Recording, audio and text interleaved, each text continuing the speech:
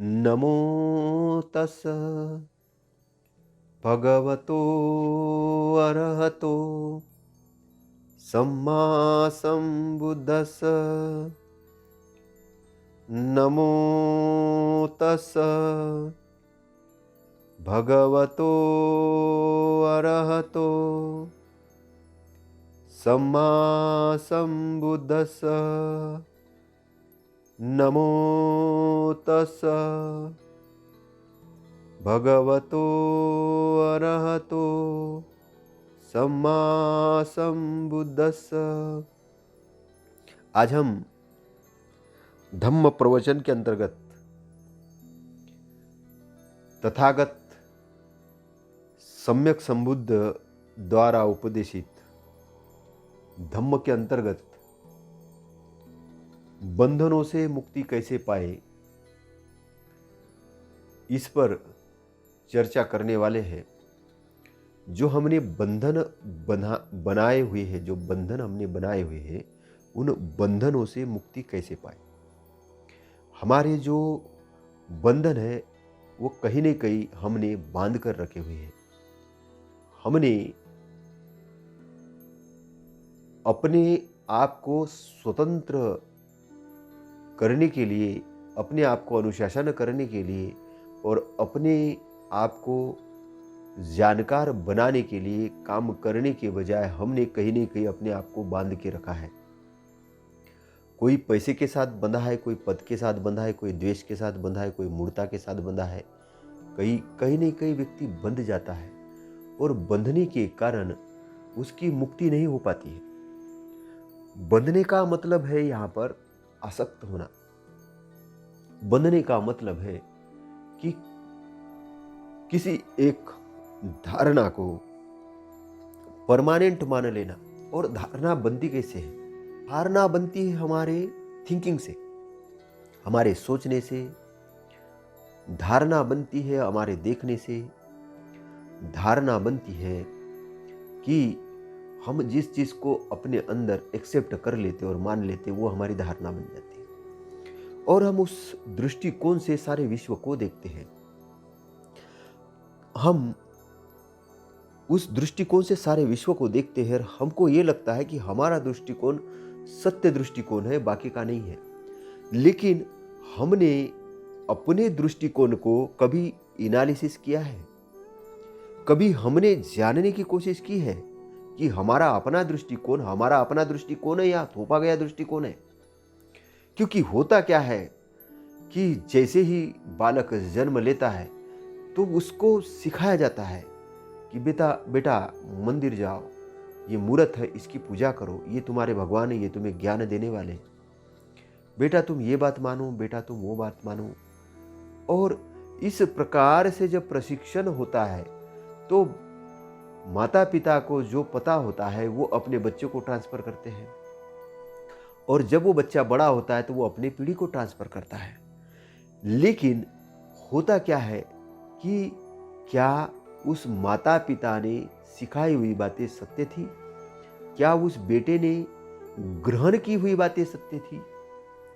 तो सत्य का एनालिसिस कैसे होना चाहिए, क्या होना चाहिए, तथागत इस पर बात करते हैं।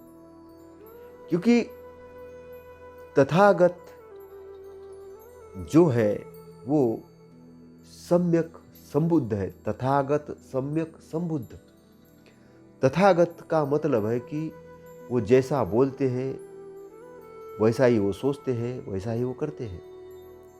सम्यक यानी राइट और संबुद्ध मतलब सही प्रकार के बुद्ध, जिन्होंने व्याख्यात किया हुआ है धम्म को, जिन्होंने धम्म को पूरी तरीके से जाना है। धम्म यानी स्वभाव, प्रिंसिपल, लॉ ऑफ नेचर और जितना ब्रह्मांड का नियम है जो चल रहे हैं उन नियमों के जानकार। तो तथागत एक बहुत बड़े वैज्ञानिक भी है। तथागत पारिवारिक दृष्टिकोण से लेकर सारे दृष्टिकोण को जानते हैं। तथागत दुख मुक्ति का मार्ग जानते हैं। तथागत अरहंत सम्यक संबुद्ध है। तथागत दुखी मानवों का दुख दूर करने वाले एक शास्ता है। तथागत मूड मनुष्य को उनकी मूढ़ता को दूर करके ज्ञान देने वाले हैं, उनको आँख देने वाले हैं, उनको निब्बान का साक्षात्कार करवाने वाले हैं। और वो किस तरह करवाते हैं? वो करवाते हैं अपने मार्ग के द्वारा। तो तथागत मार्गदाता है, तथागत मोक्षदाता नहीं। तथागत मार्गदाता है, तथागत मोक्षदाता नहीं। और तथागत क्या कहते हैं? तथागत कहते हैं कि मेरे उपदेशित धम्म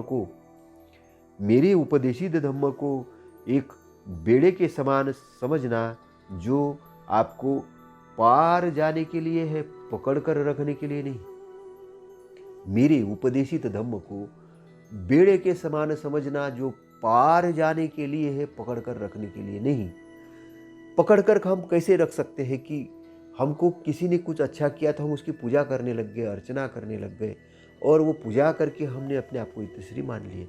हम कहीं बौद्ध उपासक उपासिकाओं को देखते हैं कि केवल वो मूर्ति की पूजा करने में अपनी इतश्री मानते हैं, कुछ व्रत धारण करने में अपनी इतश्री मानते हैं। वो समझते हैं कि हमने सुबह एक बार खाना खाया, शाम को खाना नहीं खाया तो हमने बड़ा अच्छा काम किया, लेकिन आचरण में धम्म नहीं लाते हैं।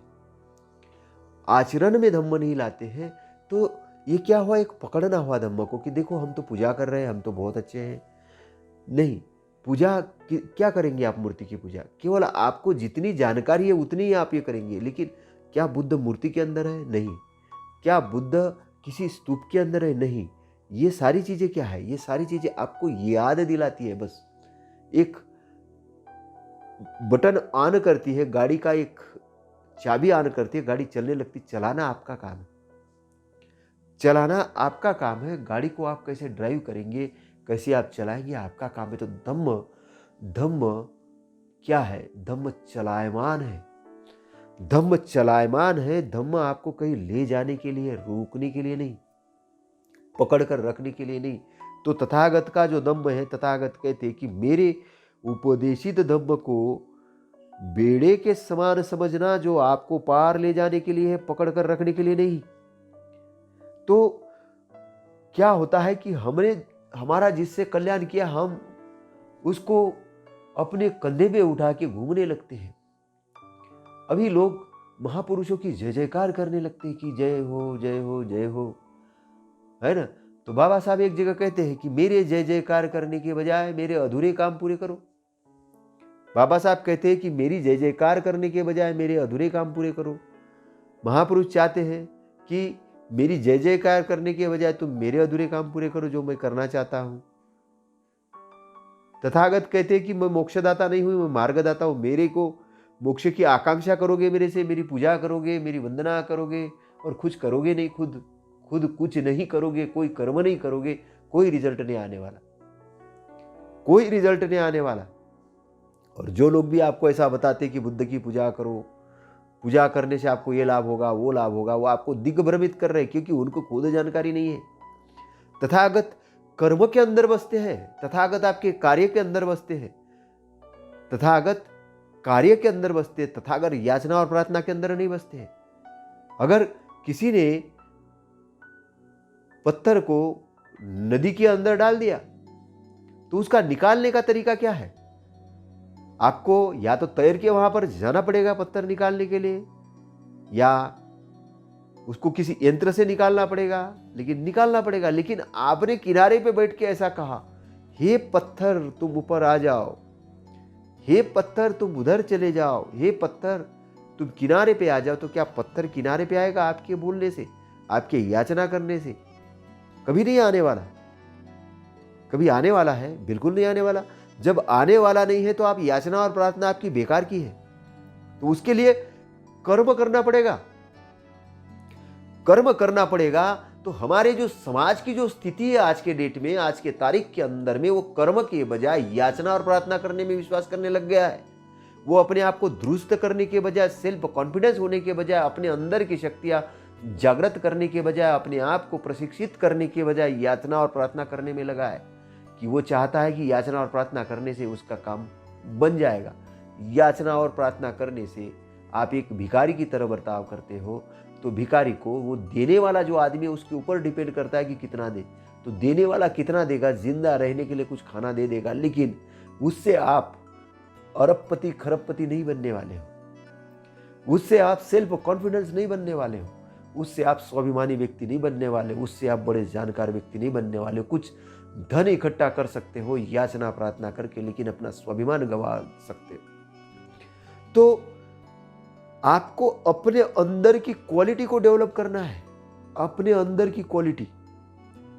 और गुलाम बनाने वाला आपको क्वालिटी डेवलप नहीं करने देता। एक बात और ध्यान रखना, जो गुलाम बनाने वाला है वो आपको क्वालिटी डेवलप नहीं करने देता। गुलाम बनाने वाला ये कहता है कि आपको अपनी क्वालिटी डेवलप करने की जरूरत क्या है, आपको अपने आप को डेवलप करने की क्या जरूरत है, आपको अपने आप को प्रशिक्षित करने की क्या जरूरत है।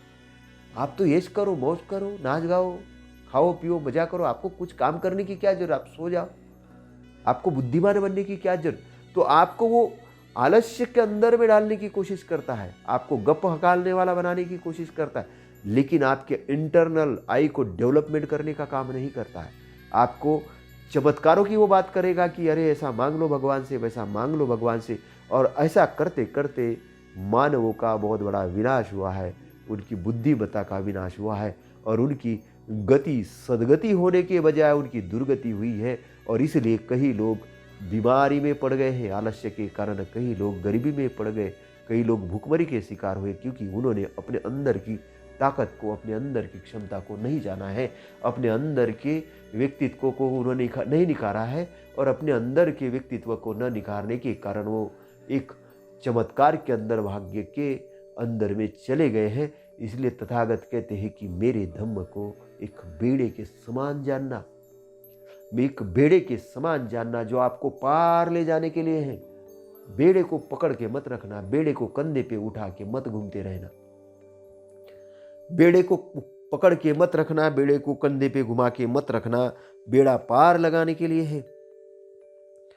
और विचार आ सकता है, विचार आ सकता है कि इस बेड़े ने मेरे को पार करवाया है, पार भी हो जाने के बाद पार करवाया है, इसे मैं कंधे पर लगकर इधर उधर क्यों नहीं घूमूं, मैं इसे कंधे पर रखकर इधर उधर क्यों नहीं घूमूं। तथागत कहते हैं मैंने जिस धम्म का उपदेश किया है तुम्हें पार लगाने के लिए है, न कि पकड़ कर रखने के लिए या ढोने के लिए नहीं है। जिसको जितना काम करना है करने दीजिए। धम्म आपके जीवन के अंदर में जब प्रवेश करेगा, धम्म जब आपके जीवन के अंदर में प्रवेश करेगा तो आपकी क्वालिटी को डेवलपमेंट करना शुरू करेगा। आचरण से, अच्छे आचरण से क्या होगा, मधुर वाणी बोलने से क्या होगा, उसका रिजल्ट आपको दिखेगा। लेकिन आप कहो कि मुझे रिजल्ट पहले चाहिए फिर मैं बोलूंगा अच्छा। धम्म ये कहता है कि आपको सकारात्मक रहना है, आपको सॉल्यूशन वाइज रहना है। अब आप कहेंगे कि मुझे पहले सॉल्यूशन दो फिर मैं सॉल्यूशन वाइज हो जाऊंगा। किसान कहे कि मुझे पहले फसल दो मैं बीज डालूंगा, नहीं, बीज डालने का एक समय होता है, फसल आने का एक समय होता है। बीज डालने का एक समय होता है, फसल आने का एक समय होता है। और बीज जमीन में कब डाला जाता है, आशावादी होकर कि मुझे अच्छी फसल आएगी। आशावादी होना मतलब सकारात्मक होना। तो जो भी एक्शन में हमें आना है, एक्शन में कैसे आना है, आशावादी होना। तो धम्म निराशावादी नहीं है, धम्म आशावादी है। तो तथागत चार आर्य सत्य की बात करते हैं तो दुख से मुक्त होने के लिए बात करते हैं, कि दुख में पड़े रहने के लिए। यह समझना है। तथागत चार आर्य सत्य यानी आर्य श्रेष्ठ सत्य कहते हैं। तो कहते हैं दुख मुक्ति का मार्ग है। आइडियोलॉजी को समझना, उनके तथागत के एक एक पॉइंट को समझना। अगर आपने उस पॉइंट को नहीं समझा, आपने उस पॉइंट को नहीं पकड़ा, तो फिर आप अंधकार में चले जाओगे।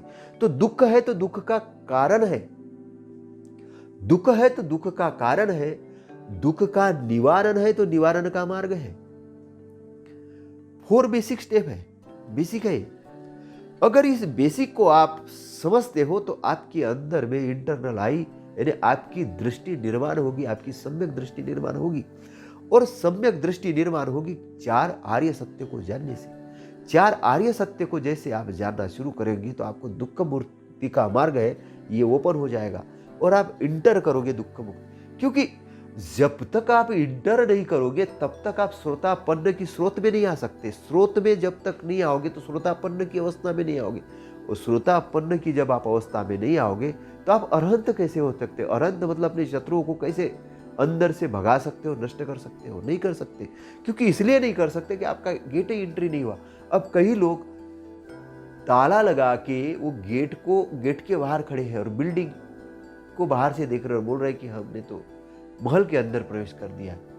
कई लोग नदी के किनारे पे बैठे हुए हैं, कई लोग नदी के किनारे पर बैठे हुए हैं और तैरने की आकांक्षा लगाया है कि हम तैरना सीख जाएंगे, लेकिन नदी के अंदर नहीं उतरते हैं।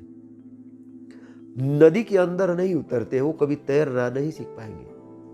वो नदी के किनारे पे बैठ के तैरने के आनंद पर प्रवचन देते। तो ऐसे भारत के अंदर में कई गुरु पैदा हुए हैं जो निबान के एरिया पर प्रवचन देते, आनंद पर प्रवचन देते, लेकिन उनको आनंद की झलक उनके अंदर है नहीं। आनंद की झलक उनके अंदर है नहीं। वो अपने जो अनुयायी है उनको एक ग्राहक से ज्यादा तवज्जो नहीं देते, उनको एक ग्राहक समझते हैं और दान के नाम पे उनके संपत्ति को लूटते हैं, उनके धन धान्य को लूटते हैं और उनको गुमराह करते हैं, उनको दिग्भ्रमित करते हैं, उनको शराब पिलाते हैं, गांजा पिलाते हैं, उनको व्यसनवादी बनाते हैं और उनको व्यसनवादी बना के उनको अनपढ़ और गंवार रखने का प्लानिंग करते हैं। उनको बोलते तुम्हें शिक्षा लेने की क्या जरूरत है, तुम्हें पढ़ने की क्या जरूरत है, तुम्हें जानने की क्या जरूरत है, तुमको ध्यान करने की क्या जरूरत है, तुम तो अज्ञानी बने रहो। और तुम अज्ञानी बने रहोगे, जितने वो अज्ञानी बने रहेंगे उतने उनके बड़े अनुयायी बनेंगे। तो लाखों की भीड़ किसी गुरु के आगे पीछे घूम रही है तो गुरु बड़ा महान है ऐसा मत समझ लेना। वो गुरु बड़ा महान है ऐसा मत समझ लेना, बल्कि गुरु शातिर बन गया है कि उसने अनपढ़ों की एक भीड़ अपने आगे पीछे खड़ी कर दी है, ये जान लेना। नहीं तो आपको ये गुरु कहीं के नहीं रखने वाले। ये केवल संपत्ति बटोरेंगे, ऐश करेंगे और इनका कोई मकसद नहीं होगा और वो मकसद अपने मकसद में कामयाब हो जाएंगे। उनका मकसद केवल इतना रहेगा कि हम ऐश करें, आराम करें, आत्मा में पड़े रहे, परमात्मा में पड़े रहे, नाचे गाए। लेकिन वो खुद अरहंत नहीं है, वो खुद अरहंत नहीं है, वो सम्यक संबुद्ध नहीं है कि वो आपको मार्ग देंगे। वो धम्म के अंदर में नहीं है, उनको धम्म की जानकारी नहीं है। वो एक कर्मकांडी है, वो एक कर्मकांडी है। वो याचना करने में लगे हैं, वो याचना करने में लगे हैं कि बेटा आपने अपने जीवन में माता पिता की सेवा नहीं की, कोई बात नहीं, कोई बात नहीं, मत करो सेवा, क्या फर्क पड़ता है, आप तो कौवे को खाना खिलाओ, आपके सारे पाप खत्म हो जाएंगे। लेकिन तथागत कहते नहीं, नहीं ऐसा नहीं, आपको अपने माता पिता की सेवा करोगे तो आपको पुण्य लाभ हो। आपने उनको भोजन दिया तो कोई बहुत बड़ा पुण्य नहीं किया, लेकिन अगर आपने अपने शराबी बाप को शराब से छुड़ाया, आपने गलत आचरण करने वाले, गलत तरीके से बातचीत करने वाले अपने माता पिता को अच्छे आचरण में डाला, तो कुछ अच्छा काम किया, वो पुण्य का काम आपके लिए। क्योंकि जरूरी नहीं है कि उनको सब जानकारी हो, जरूरी नहीं है कि उनको सब जानकारी हो, लेकिन आपने उनके लिए कुछ अच्छा किया, तब आप कुछ अच्छा कर सकते हो उनके लिए। नहीं तो आप उनके लिए क्या कर सकते हो? उन्होंने तो आपको बचपन से अपने गोदी में खिलाया, आगे बढ़ाया, और माता पिता भी का कर्तव्य बनता है कि अपने बच्चे का पालन पोषण अच्छे से करें। माता पिता का भी कर्तव्य बनता है कि अपने बच्चों का पालन पोषण अच्छे से करें। जब अच्छे से पालन पोषण करेंगे तब वो बच्चे माता पिता की सेवा करेंगे, तो एक अच्छा बॉन्डिंग तैयार होगा, एक अच्छा बॉन्डिंग तैयार होगा। और उन बच्चों को कंपटीशन करना सिखाइए, लेकिन कैसा कंपटीशन? अच्छा करके, सेवा भाव का कंपटीशन।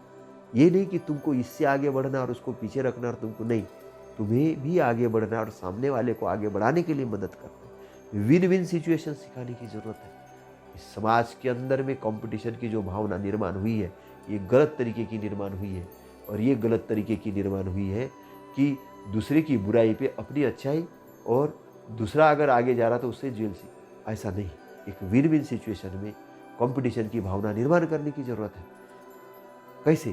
कि अगर किसी के पास अच्छे सद्गुण है तो एक प्रेरणा प्रदान करना बच्चे के पास थी। देखो बेटा, उनके पास भी ये नॉलेज है, तुम्हें भी ऐसा सीखना है, तुम भी ऐसा सीख सकते हो। देखो बेटा, उसने ऐसे दुर्गुण है, तुम्हें ऐसा नहीं करना है, इससे ऐसा होता है। तो कंपेरिटिव स्टडी इसलिए करनी है कि बच्चा अच्छी संगति में आ सके, सदगति में आ सके, सत्संगति में आ सके और सही गलत की जानकारी दे सके। इसलिए धम्म की जरूरत है। धम्म ये सब काम आपके लिए करेगा। तथागत का उपदेशित धम्म है, ये सब चीज़ों के लिए है। एक पारिवारिक बॉन्डिंग के लिए और महिला पुरुष के समानता के लिए, महिला पुरुषों के समानता के लिए, न कि भेद के लिए, एक दूसरे के सम्मान के लिए, पति पत्नी के सम्मान के लिए, माता पिता के सम्मान के लिए और एक समाज के अंदर एक नैतिक वातावरण तैयार करने के लिए। कि नैतिक वातावरण जब तैयार होगा, जब नैतिक वातावरण तैयार होगा, उस नैतिक वातावरण के अंदर से एक प्रोग्रेसिव आइडियाज़ का डेवलपमेंट स्टार्ट होगा। एक प्रोग्रेसिव आइडियाज़ का डेवलपमेंट स्टार्ट होगा, तब इंसानों की उन्नति होना शुरू होगी। और जब इंसानों की उन्नति होना शुरू होगी, परिवारों की उन्नति होना शुरू होगी, तब समाजों की उन्नति शुरू होगी। और समाजों की उन्नति शुरू होगी जब देश की उन्नति होगी, और जब देश की उन्नति होगी, विश्व की उन्नति होगी।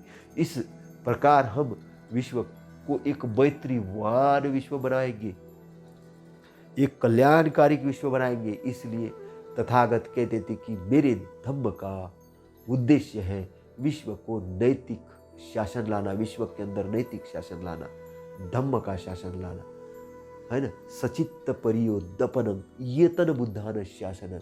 जब चित्त पवित्र हो जाता है, शुद्ध हो जाता है, और जब वो शुद्ध हो जाता है तो सचित्त अच्छा हो जाता है, तो सचित्त परियोदपनम येतन बुद्धान शासनम। उससे माध्यम से जब अच्छे कर्म किए जाते हैं, तब बुद्ध का शासन आता है।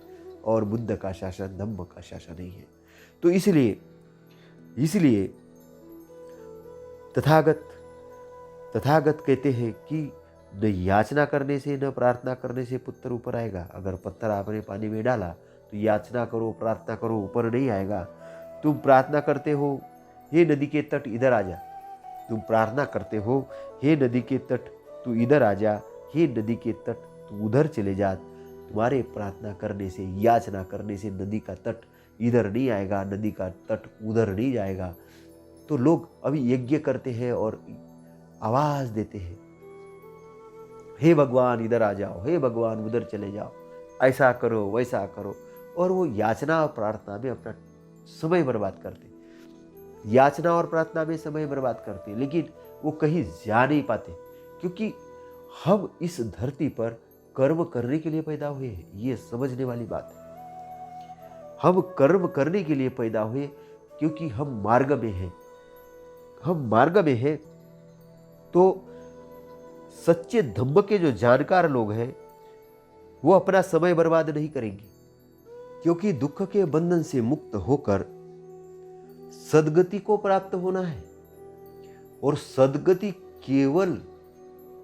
केवल यात्रा करने से नहीं है कि किसी मूर्ति को पूजने के लिए यात्रा कर रहे हैं, इधर की यात्रा कर रहे हैं। वो आंतरिक यात्रा पर जाने से होगी मुक्ति। क्योंकि कचरा अंदर पड़ा हुआ है, द्वेष आपके बाहर नहीं, अंदर पड़ा है चित्त के अंदर में। राग आपके चित्त के अंदर पड़ा है, कामासक्ति चित्त के अंदर पड़ी हुई है, मूर्ता चित्त के अंदर पड़ी हुई है। उसको दूर करना पड़ेगा। और उसको दूर करने के लिए धम्म है, ये उसको दूर करने के लिए धम्म है। और तथागत प्रशिक्षण करवाते थे अपने भिक्षुओं से। तथागत जो उपासकों को बताते थे कि इंद्रियों से अच्छा आचरण करना है, मन से अच्छा सोचना है, वाणी से अच्छा बोलना है, वाणी से अच्छा बोलना है, मन से अच्छा सोचना है, और आंखों से अच्छा देखना है। तो सारी जो एक्टिविटी, सकारात्मक जो एक्टिविटी होती थी, वो मन को प्रशिक्षित करने के लिए होती थी। और चित्त को कंट्रोल करके रखना है, डिसिप्लिन करके रखना है, तो चित्त को सही करने के लिए ध्यान होते थे। वो ध्यान जो सिखा देते थे तो चित्त को सही करने के लिए, और उसके अंदर में जो प्रज्ञा रहती थी, प्रज्ञा प्राप्त होती थी, प्रज्ञा इनलाइटमेंट एरिया को समझने के लिए। क्योंकि मार का जो एरिया है, जो आपकी कलुषता का जो एरिया, जो आपको दुख पैदा करता है, उससे आपको जीतना है। आपके अंदर के द्वेष को आपको जीतना है, आपके अंदर के राग आसक्ति को आपको जीतना है। आपके अंदर की काम वासना को आपको जीतना है। तो अंदर से जब आपको पवित्र बनना है, अच्छा बनना है, तो तैयारी और जो वर्क है आपको अपने ऊपर करना है। तथागत इसलिए कहते हैं कि मैं मार्गदाता हूँ, मोक्षदाता नहीं हूँ। आपको तैर कर पार करना है, आपको तैर कर पार करना है। तैर कर पार करने का मतलब ये बुराइयों के अंदर डूबना नहीं है, संसार के बुराई के अंदर डूबना नहीं है, कमल के फूल जैसे रहना है। तथागत कहते हैं कि मैं संसार में ही पैदा हुआ, संसार में ही बड़ा हुआ और संसार से अलिप्त हो गया। संसार में ही रहता और संसार से अलिप्त रहता। पानी में कमल रहता है, पानी को अपने अंदर नहीं लेता है। तो ये संसार के अंदर आपको रहना है, लेकिन संसार की बुराई को अपने अंदर नहीं लेना है, समझना है। क्रोध के बदले क्रोध नहीं, क्रोध के बदले शांति, द्वेष के बदले द्वेष नहीं, द्वेष के बदले मैत्री। और इस प्रकार से आपको अपने आप को ढालना है, अपने आप को तैयार करना है। तो तथागत का धम्म जो है आपको तैराने के लिए है। किससे? बुराई से। बुराई के अंदर डुबाने के लिए नहीं है, तैराने के लिए है। तैराने के लिए जो सच्चा विद्वान होगा, सच्चा धम्म का जानकार होगा, वो आपको ये बातें बताएगा। तो तथागत कहते हैं कि धम्म का उद्देश्य जो है वो पार करने के लिए है। जैसे कोई नाव होती है, उसका काम एक किनारे से दूसरे किनारे पर ले जाना होता है, वैसे ही धम्म आपको एक स्थान से आपके गंतव्य स्थान के लिए ले जाने के लिए है। तो तथागत का जो उपदेशित धम्म है, ये श्रेष्ठतम ज्ञान के लिए है, अनुशासन पैदा करने के लिए है, आंतरिक शांति पैदा करने के लिए है और तरने के लिए, बुराइयों से तरने के लिए है, मुक्त होने के लिए तथागत उपदेश करते हैं। और जो जन्म मृत्यु का जो बंधन है, जन्म और मृत्यु का जो बंधन है, जिन बेड़ियों के अंदर में आप पड़े हो, उस बेड़ियों को तोड़कर जन्म मृत्यु से मुक्ति, जन्म मृत्यु से मुक्ति प्राप्त करने के लिए तथागत का धम्म है। जन्म मृत्यु, जन्म और है इसलिए मृत्यु है। जब आपका मृत्यु होना ही बंद हो जाएगा, दुख से मुक्ति हो जाएगी। जब आपका जन्म ही नहीं होगा तो मृत्यु कैसे होगी? तो जन्म और मृत्यु ये दोनों एक साथ है। अगर जन्म है तो मृत्यु होगी, अगर जन्म है तो मृत्यु होगी, अगर जन्म है तो बुढ़ापा होगा, अगर जन्म है तो बीमारी आएगी। लेकिन बीमार न आए, बार बार बीमार नहीं आए तो हम क्या करते? स्वस्थ रहते हैं। तो शरीर को हम स्वस्थ रखते हैं, क्योंकि इस शरीर से हमको अच्छे कार्य करना है। तो शरीर में रहते हुए जन्म मृत्यु के बंधन से मुक्त होना है। शरीर में रहते हुए जन्म मृत्यु से बंधन से मुक्त होना है। और जो लोग आपको ऐसा सिखा रहे हैं कि हम आपको मोक्ष दिलवा देंगे, हम आपको मोक्ष दिलवा देंगे, वो आपके साथ जालसाजी कर रहे हैं, आपके साथ जालसाजी कर रहे हैं। आप उनको मार्ग नहीं है। एक अंधा दूसरे अंधे को सिखा रहा है कि प्रकाश ये है, एक अंधा दूसरे अंधे को सिखा रहा है कि प्रकाश ये है। ना पहले अंधे ने प्रकाश देखा, ना दूसरे अंधे ने प्रकाश देखा। तो इसलिए भीड़ के साथ नहीं जाना। अगर अंधा आपका गुरु है तो अंधे उसके चेले हैं। तो जो गुरु अगर अंधा हो गया तो चेले अंधे हो गए और अंधों की भीड़ तैयार हो गई। और अंधों की भीड़ मोक्ष का उपदेश दे रही है, मोक्ष का ज्ञान। लेकिन मोक्ष कोई नहीं है, वो केवल मोक्ष का नाम से एंजॉय कर रहे हैं। लेकिन पड़े कहाँ है? किनारे पे है। वो किनारे पे है और डूबे हुए हैं मार बंधनों पे, डूबे हुए मार बंधनों पे। उनको पता ही नहीं कि तरने के लिए तथागत ने धम्म दिया है, तथागत ने मार्ग दिया है। तो मार बंधनों में पड़े होने के कारण उनको लगता है कि शराब के नशे के अंदर में जो शांति है या मजा है वो कहीं होगा ही नहीं। बहुत सारे काम वासना में अगर जो मजा है कहीं है ही नहीं, ऐसा उनको लगता है। उनको लगता है कि ये जो हम जो आलस में पड़े हैं इसमें बड़ी शांति है। लेकिन नहीं, वो आलस शांति के नाम से शांति नहीं है, आलस आलस्य है। कहते निब्बान परम सुख है, निब्बान परम सुख है, परम शांति है। तो निब्बान के अंदर परम सुख और परम शांति है। तो निब्बान के अंदर परम सुख परम शांति कैसे? जब आपका चित्त पूर्ण शुद्ध होता है, जब आपका चित्त पूर्ण शुद्ध होता है तो वो शांति परमानेंट शांति है, परमानेंट सुख है। क्योंकि काम वासना का सुख आपके पास तब तक ही रहने वाला जब तक आपके शरीर के अंदर में जान है, पहली चीज। दूसरी चीज, जब आपके शरीर के अंदर शक्ति है तब तक। और जिस दिन शरीर की निर्बलता प्राप्त हो गई उस दिन काम वासना का आनंद तो आप नहीं ले पाएंगे। लेकिन धम्म के अंदर में जो शांति और सुख है, परम सुख है, वो परमानेंट है। वो किसी शरीर से बंधा हुआ नहीं है, वो एक आंतरिक रूप से आपकी ऊर्जा से बंधा हुआ है। डिफरेंशिएट समझना, टेम्पररी सुख और परमानेंट सुख को समझना, टेम्पररी सुख और परमानेंट सुख को समझना, और तथागत के दृष्टिकोण को समझना, तथागत के दृष्टिकोण को समझना। इसलिए वो तथागत ये कहते हैं कि जिसको दवाई के रूप में, दवाई के अंदर अगर शराब की, अल्कोहल की मात्रा है, अगर वो स्वस्थ होने के लिए ले रहा है, ले लिए, क्योंकि वो शरीर की आवश्यकता है। तो शरीर की आवश्यकता अनुसार गृहस्थ जीवन व्यतीत कर रहा आदमी ठीक है, लेकिन वेश्यागमन कर रहा है, रात दिन उसी में लगा है, तो ये सही जीवन नहीं है। ये सही जीवन नहीं है। जीवन के नाम पर एक मरना ही है। शरीर के लिए आवश्यक अल्कोहल तो मिल ही रहा भोजन से, लेकिन ऊपर से जबरदस्ती ज्यादा पी रहे हो, किडनी खराब कर रहे हो, लिवर खराब कर रहे हो। मेरा एक बड़ा दोस्त अच्छा था, बड़ा अच्छा दोस्त था, क्लास 1 सुपर क्लास 1 ऑफिसर था, बहुत ज्ञान था। और उनको एक सभा के अंदर बोलने के लिए लगाया कि शराब के ऊपर बोलना है, शराब के ऊपर, शराबबंदी का कार्यक्रम था सरकार की तरफ से। तो उसको शराब के लिए बोलना था, तो अब ये खुद ही शराब पीता था। तो इसने एक तरकीब निकाली। उसने बोला कि अगर आपको शराब पीना है तो आपको कम से कम मेरे जैसा ऑफिसर बनना पड़ेगा, मेरे जैसे पैसे कमाने पड़ेंगे, और मैं शराब पीने के बाद भी अगर मैं शराब पीता हूं तो मेरे परिवार का पालन पोषण करता हूं। तो सामने वाले पब्लिक समझ गई कि यार सही बात है कि हम मजदूरी करके शराब पीते हैं और यह आदमी ऑफिसर बन के पीता है, तो हमको पढ़ना लिखना चाहिए।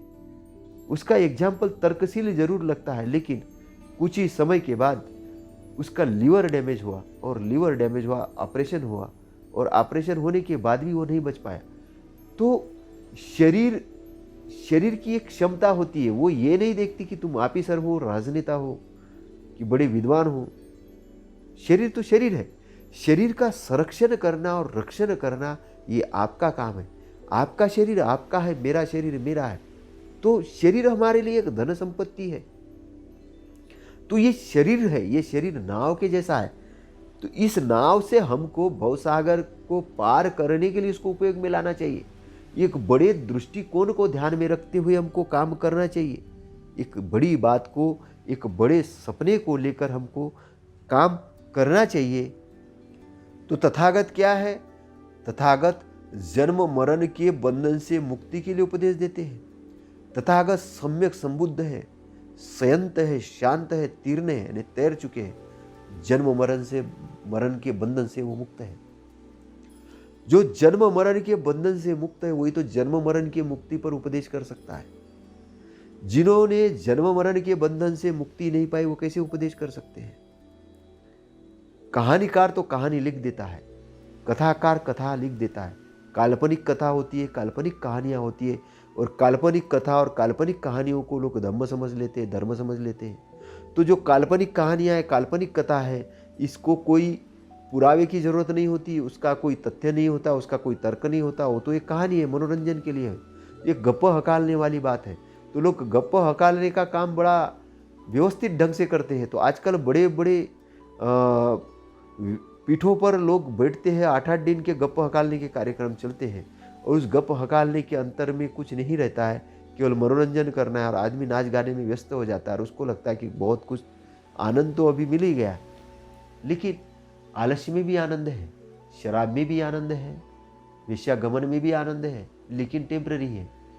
बाद में वो आनंद आपके लिए दुख का कारण बनने वाला है। शराब ज़्यादा पीने से आपके लीवर डैमेज होने वाले, आपके शरीर में दूसरी व्याधि पैदा होने वाली, काम वासना में ज़्यादा पड़ने के कारण आपके शरीर का बल जाने वाला है। हो सकता है कि आप बेसावध होने वाले हो। आलस में ज़्यादा पड़ने के कारण आपके अंग शिथिल पड़ने वाले हैं। बहुत सारी प्रॉब्लम खड़ी होने वाली, इसलिए अपने आप को कैसे रखना है, अपने आप को जागृत रखना है, अपने शरीर की अच्छे से देखभाल करनी है और शरीर को साधना है, शरीर को तैयार करना है। किस लिए तैयार करना है? बुराइयों से भगाने के लिए, शरीर के अंदर से बुराइयां भगाने के लिए और अच्छाई के अंदर आने के लिए। तो अच्छाई के अंदर आने से क्या होगा? आपको धन संपत्ति भी प्राप्त होगी, शांति भी प्राप्त होगी, सुख भी प्राप्त होगा, आनंद भी प्राप्त होगा और एक स्वस्थ जीवन भी प्राप्त होगा और दीर्घ आयु भी प्राप्त होगी। नहीं तो अकारण रूप से नशे के चक्कर में अच्छे अच्छे लोग चले गए, अकारण रूप से क्रोध के चक्कर में कई लोग चले गए। तो ऐसा जीवन को व्यर्थ नहीं करना है, जीवन को अच्छे से जीना है, समृद्धि के साथ में जीना है, आनंद के साथ में जीना है। तो तथागत अपने भिक्षुओं से भी बहुत बार बात करते थे और बात करते हुए कहते थे कि भिक्षुओं, मैंने जो तुमको धम्म में व्याख्यात किया है, तुम मिलजुल कर बगैर विवाद किए अर्थ और व्यंजन यानी संकेत सहित उसका संगायन करो। क्योंकि तथागत लिखते तो कुछ नहीं थे, वो बोलते रहते थे। लेकिन जब भिक्षु जैसे आनंद जैसे भिक्षु थे, तो वो आनंद जैसे भिक्षु क्या करते थे? कंठस्थ कर लेते थे उस बात को। तो तथागत उपदेश करते हैं कि भिक्षुओं, मिलजुल कर बगैर विवाद किए अर्थ और व्यंजन सहित उसका संगायन करो, ताकि ये धम्म चिरस्थायी हो। तो उस वक्त क्या था? पत्तों पर लिखने की एक प्रैक्टिस होती थी। तो भिक्षु लोग क्या करते थे? पत्तों पर लिखते थे। बाद में कुछ समय बाद लेखन की प्रगति हुई। सम्राट अशोका ने तो पत्थरों पे लिख दिया, बाद में धीरे धीरे लेखन की प्रगति हुई, फिर कागज का निर्माण हुआ और फिर स्याही का निर्माण हुआ। और इस तरीके से उस समय ताम्र पर भी लिखा जाता था, ताम्र पट्टी पर, कपड़े पर। तो इस तरह से कपड़ा था तो कपड़े पर भी लिखने का तरीका था। अपने जो पत्ते थे बड़े बड़े, उस पत्तों पर भी लकड़ी से लिखने का ये था और वो ताड़पत्र कहे जाते थे। तो ताड़पत्र भी एक धम्म चिरस्थायी हो, इसलिए उसकी लिखान की पद्धति भी शुरू हुई। क्योंकि ये तथागत के उपदेश से समझ में आ रहा है कि तथागत संगायन करने की बात करे, संग्रहित करके रखो ताकि धम्म चिरस्थायी हो, धम्म चिरस्थायी हो, अनंत काल के लिए चलता रहे, धम्म चिरस्थायी हो। क्योंकि धम्म का शोध करना और शोध करके उसका व्याख्यात करना बड़ी बात है और जन कल्याण की बात है। उसको चिरस्थायी रहना बहुत जरूरी है। इसलिए तथागत ने कहा कि धम्म का संगायन करो। तथागत कुछ काम में एक्शनवादी रहते थे, कुछ काम में एक्शन नहीं लेते थे। तो उसको करते क्रियावादी और तो क्रियावादी अक्रियावादी, एक में नॉन एक्शनवादी रहते थे, वो एक्शन नहीं लेते थे। तो कौन से चीज में एक्शनवादी रहते थे और कौन से बातों में वो नॉन एक्शनवादी होते थे? तो अक्रियावादी होते थे, वो शारीरिक दुष्कर्म करने के लिए क्रिया नहीं करते, तो अक्रियावादी रहते थे। वाणी के दुष्कर्म करने के लिए अक्रियावादी रहते थे और मन के दुष्कर्म करने के लिए अक्रियावादी रहते थे। मन में गलत विचार नहीं करते थे, वाणी से मीठी मधुर वाणी बोलते थे और शरीर से कोई दुष्कर्म नहीं करते थे। तो ये तीनों प्रकार के शरीर, वाणी और मन से दुष्कर्म नहीं करते थे। लेकिन वो करते क्या थे? अनेक प्रकार के कुशल कर्म, अकुशल कर्म नहीं करने की बात तथागत करते थे। अनेक कर्म जो अकुशल कर्म है उसको नहीं करने की बात तथागत करते थे। तथागत क्रियावादी रहते थे। किस चीज के लिए? शारीरिक शुभ कर्मों के लिए, वाणी के शुभ कर्मों के लिए और मन के शुभ कर्मों के लिए। तो अनेक प्रकार के शुभ कर्म करने के लिए तथागत कहते थे। वाणी के द्वारा शुभ कर्म, शरीर के द्वारा शुभ कर्म और मन के द्वारा शुभ कर्म। वाणी से अच्छी बातें बोलना, उद्देश्यपूर्वक बातें बोलना, मीठी वाणी बोलना, तर्कयुक्त वाणी बोलना, समयानुकूल वाणी बोलना, मधुर वाणी बोलना। तो ये वाणी, इस प्रकार के वाणी है ना, मन से अच्छा सोचना, अच्छा थिंकिंग करना, मन से शुभ कर्म करना, तो किसी के बारे में बुरा नहीं सोचना, बुराई करने के बारे में नहीं सोचना, अच्छाई करने के बारे में सोचना, तो थिंकिंग जो है वो अच्छी रखना। शरीर से शुभ कर्म, शरीर से अच्छे कार्य करना, शरीर को जागृत अवस्था में रखना, जागृत अवस्था में रख के निरपराध प्राणियों की हत्या नहीं करना, शरीर से चोरी के कार्य नहीं करना, शरीर से गलत काम नहीं करना। तो इस प्रकार से तथागत अच्छे काम करने के लिए अपने को तैयार करते थे। तथागत कहते हैं कि माता पिता जो है वो बच्चों का पालन पोषण करने वाले होते, इस लोक को दिखाने वाले होते हैं, क्योंकि माता पिता नहीं रहते तो लोक को नहीं दिखा पाते आपको कोई। तो माता पिता ने आपको इस लोक को दिखा है।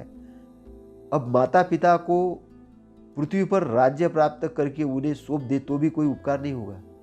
कोई कहे कि हमने इस पूरे पृथ्वी का राज्य प्राप्त कर लिया और माता पिता को बोले कि हमने सौंप दिया तो भी उपकार नहीं होगा, क्योंकि उनका उपकार बहुत बड़ा है, क्योंकि उन्होंने आपको लोक दिखाया, उन्होंने आपको इस लोक को, संसार को दिखाया है। तो लोक दिखाने से तो बड़ा उपकार नहीं होगा, तो संसार का, पृथ्वी का राज्य भी आपने अगर उनको प्राप्त करके दे दिया तो कोई बड़ा उपकार नहीं होगा।